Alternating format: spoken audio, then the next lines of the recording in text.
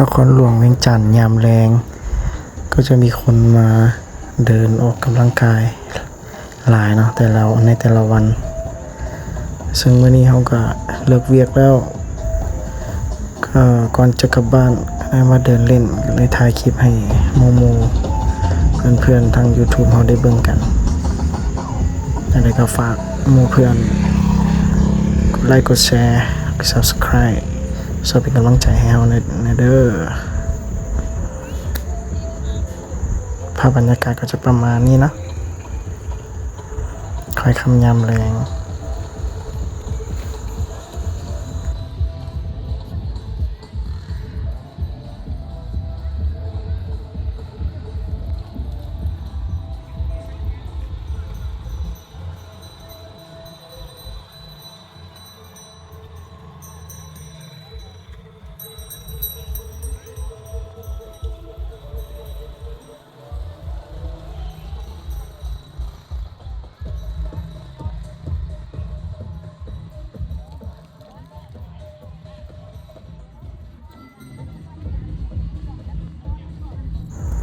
เพราะว่าสิเป็น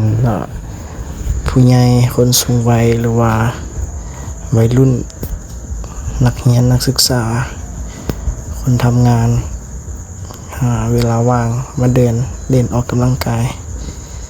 ขายเลขก็มีแน่ขายแนวอยู่แนวกินก็มีหลายเครื่องดื่มบ่ต่างๆ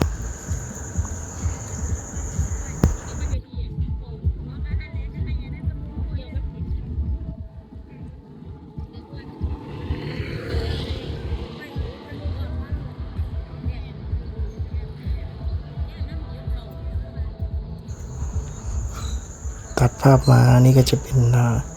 บริเวณด้านข้างจะเป็นทางจะเป็นวัดเนาะบางทียามมีบุญทัดหลวงอย่างเพิ่นก็จะใช้สวดมนต์อย่างต่างๆน้องมองเขาตอนนี้ก็